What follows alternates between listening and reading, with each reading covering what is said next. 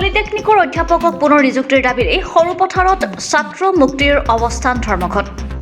Polytechnic মহাবিদ্যালয়ৰ পৰা বৰ্খাস্ত কৰা অধ্যাপকসকলক পুনৰ স্থায়ী নিযুক্তিৰ দাবীৰে আজি সৰুপথাৰ সমজিলা আয়ুক্ত কাৰ্যালয়ৰ সন্মুখত ছাত্ৰ মুক্তি সংগ্ৰাম সমিতিয়ে এক অৱস্থান ধৰ্মঘট কাৰ্যসূচী ৰূপায়ণ কৰে।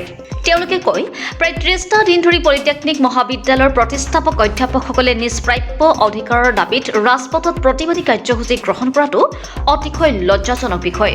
নিজৰ প্ৰাপ্যৰ দাবীৰে প্ৰতিবাদ কৰিলত চাকৰিৰ পৰা বৰ্খাস্ত কৰাটো চৰকাৰে কৰা এক অন্যায়ৰ বাহিৰে আন একো নহয়। গতিকে অসম চৰকাৰে অতি শীঘ্ৰে সেইসকল অধ্যাপকৰ চাকৰিসমূহ স্থায়ী নিযুক্তি দিব লাগে। অসম চৰকাৰৰ মুখ্যমন্ত্ৰী ডক্টৰ হিমন্ত বিশ্ব শৰ্মা, শিক্ষামন্ত্ৰী ডক্টৰ অনুজ পেগুক কটু সমালোচনা কৰি সংগঠনটোৱে ঠকা সৰকা কৰে। লগতে এইসকল অধ্যাপকক পুনৰ স্থায়ী নিযুক্তি দিবৰ বাবে অসম চৰকাৰৰ ওচৰত দাবী জনায় ছাত্ৰ সংগঠনটোৱে প্ৰতিবাদ থলীৰ পৰাই ৰাজ্যৰ মুখ্যমন্ত্ৰীগৰাকীলৈ সৰুপথাৰ সমজিলা আয়ুক্তৰ যোগেদি এখন স্মাৰক পত্ৰ প্ৰেৰণ কৰে। সৰুপথাৰ পৰা মন্তু শৰ্মা ৰিপৰ্টাৰ লাইভ অসম। চাওক, মাননীয় মুখ্যমন্ত্ৰী ডক্টৰ হিমন্ত বিশ্ব শৰ্মাৰ চৰকাৰৰ শিক্ষা বিভাগে অনুজ পেগু ডাঙৰীয়াৰ নেতৃত্বত থকা শিক্ষা বিভাগে আচলতে নাভুত এটা ঘটনা সংঘটিত কৰিছে। আপোনালোক সকলোৱে জানে যে পলিটেকনিকৰ ৬৬গৰাকী শিক্ষকক তেওঁলোকে অব্যাহতি প্ৰদান কৰিছে। এতিয়া আমি শিক্ষামন্ত্ৰী অনুজ পেগু ডাঙৰীয়া আৰু মুখ্যমন্ত্ৰী হিমন্ত বিশ্ব শৰ্মাক প্ৰশ্ন কৰিব বিচাৰিছোঁ।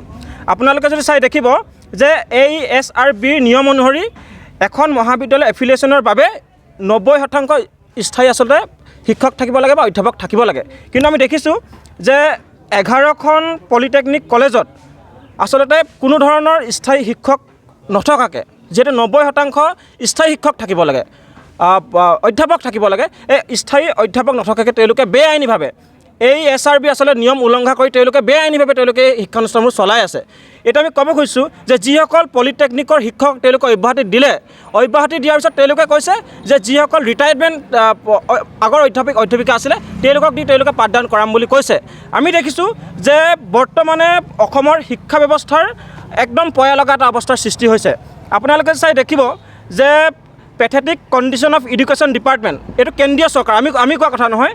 আমি দেখিছোঁ যে অসমত বৰ্তমানে ৩,৩61খন চৰকাৰী বিদ্যালয়ৰ শিক্ষক এজনীয়া শিক্ষকেৰে চলি আছে। ৩,১61খন বিদ্যালয় এজনীয়া শিক্ষকেৰে চলি আছে। আৰু আপোনালোকে চাই দেখিব যে ৰাজ্যৰ 21.7% বিদ্যালয়ত খোৱা পানীৰ ব্যৱস্থা নাই, 17.4% বিদ্যালয়ত প্ৰস্ৰাৱগাৰ শৌচাগাৰৰ ব্যৱস্থা নাই, 27.4% বিদ্যালয়ত নাই পুথিভঁৰাল নাই, আৰু 91.4% বিদ্যালয়ত আজিও কম্পিউটাৰ শিক্ষা ব্যৱস্থা নাই। আমি ক'ব খুজিছোঁ যে যি সময়ত মুখ্যমন্ত্ৰী হিমন্ত বিশ্ব শৰ্মা ডাঙৰীয়া অসমৰ ৰাজনৈতিক প্ৰেক্ষাপটত আটাইতকৈ দীঘলীয়া তেওঁ শিক্ষামন্ত্ৰী আছিলে, বৰ্তমান তেওঁ মুখ্যমন্ত্ৰী, তেওঁ নিজৰ পত্নীৰ নামত ভাণ্ডা ইণ্টাৰনেশ্যনেল স্কুল খুলি তেওঁ আচলতে ৰাজহুৱা শিক্ষাখণ্ডটো ধ্বংস কৰিব বিচাৰিছে। সেই সময়ত আপোনালোকে দেখিব যে পলিটেকনিকৰ ৬৬গৰাকী আচলতে অধ্যাপক তেওঁলোকে অব্যাহতি প্ৰদান কৰিছে।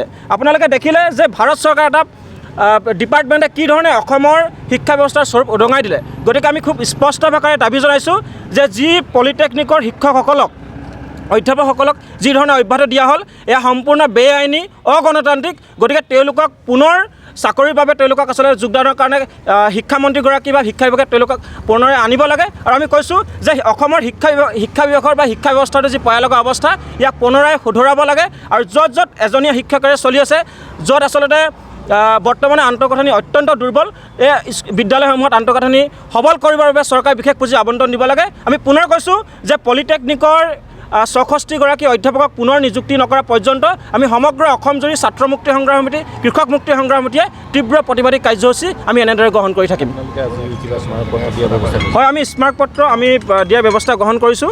আমি আমি ধনশিৰি সৰুপথাৰ সমজিলাৰ আয়ুক্ত মহোদয়ৰ জৰিয়তে আমি মাননীয় মুখ্যমন্ত্ৰী মহোদয়লৈ এখন স্মাৰকপত্ৰ প্ৰেৰণ কৰিম। আৰু আমি পুনৰ কৈছোঁ যে পলিটেকনিকৰ যিসকল অধ্যাপক আছে ৬৬গৰাকী সম্পূৰ্ণ বেআইনী, সংবিধান উলংঘা কৰি এই SRBৰ আচলতে তেওঁলোকে নীতি নিয়ম উলংঘা কৰি তেওঁলোকক আচলতে অব্যাহতি প্ৰদান কৰিছে।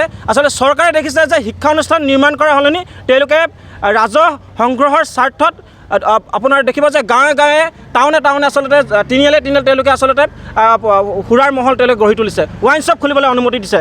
গতিকে মুখ্যমন্ত্ৰী হিমন্ত বিশ্ব শৰ্মা ডাঙৰীয়া যে ব্যৰ্থ হৈছে ইয়াতে প্ৰমাণ হৈছে। গতিকে আমি দাবী উত্থাপন কৰিছোঁ যে ৬৬গৰাকী পলিটেকনিকৰ যি অধ্যাপক আছিলে, শিক্ষক আছিলে, তেওঁলোকক পুনৰ নিযুক্তি দিব লাগে।